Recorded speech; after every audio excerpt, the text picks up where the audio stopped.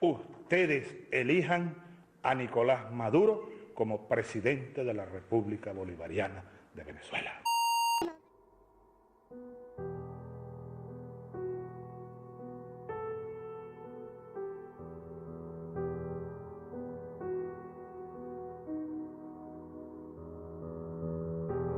Factories in Venezuela have been confiscated and are no longer productive. There have been food shortages all over the country. They have gotten so bad, some people can't even afford to eat. That many people are dying from illnesses because doctors don't have the right medicine to treat them with. All of these shortages cause people to line up for hours, even days, just to get a portion of what they really need, and sometimes they don't even get to buy in the end.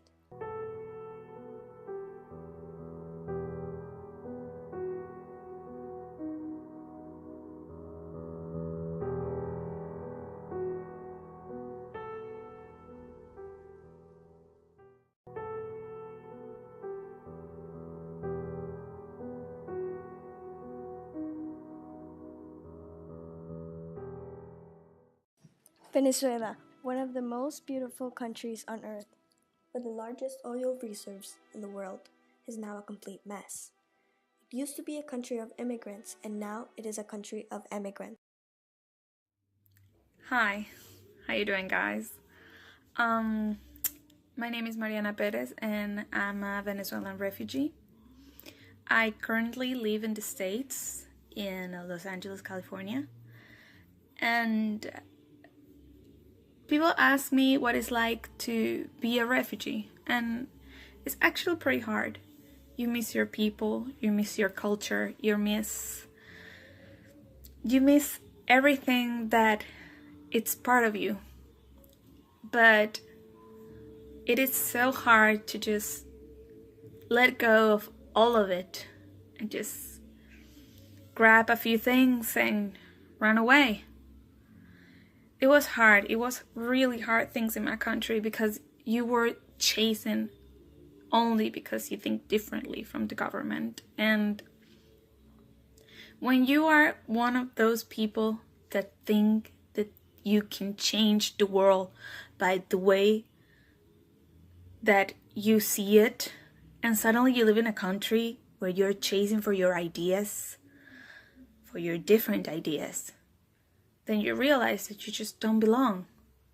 And it was not only that, it was the lack of food, the lack of medicine, the lack of security that makes me run away. Also, it was really hard because I left all my family, most of my family there. And then I found out just a little detail that just gave me the final push to walk out and look for a better future. There is this fella right here.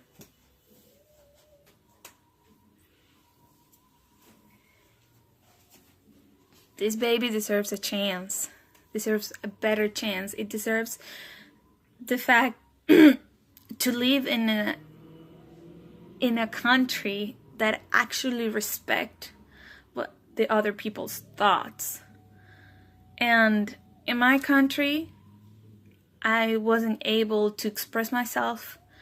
I wasn't able to speak on loud what I think about the government or what I think about the people that support the government, because the people that support the government had all this power and this evilness that can actually hurt you, that you could tell them like you were disagree with them and they just shoot you in the head because they could, and nobody would ever tell them anything like that.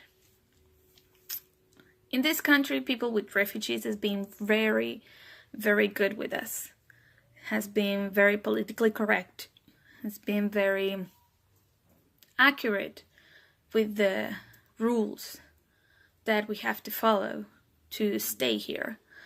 And I really appreciate that, to international community to do this for us, because not everything that is happening in the country, it just come out to the light. these days, internet can be such a good tool, but when they control that, when they control the media, the radio stations, and they just try to shut your mouth, because most of us think differently. But they got the guns. They got the military. They got the people that actually got the power, and we that are the people live in it are the ones who suffer. So run away, it's almost the only way. And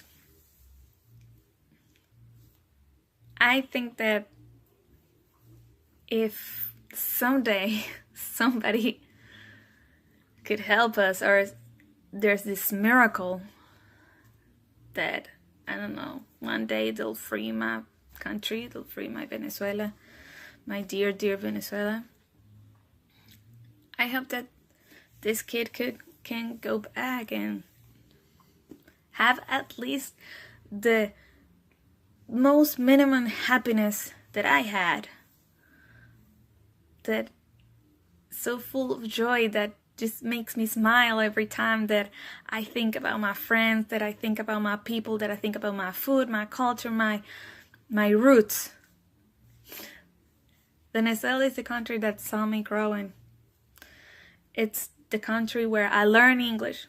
It's the country where I learn poetry, it's the country that gave me everything to can get out and allow me that other countries just embrace me.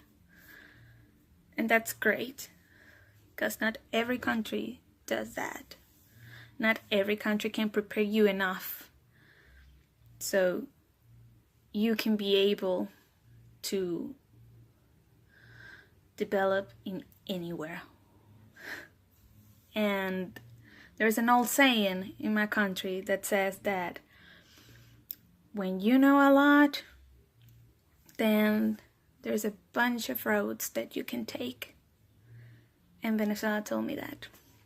International community support me, and I really appreciate that. But my Venezuela is unique, is special, and it deserves to be saved. Thank you guys for helping us.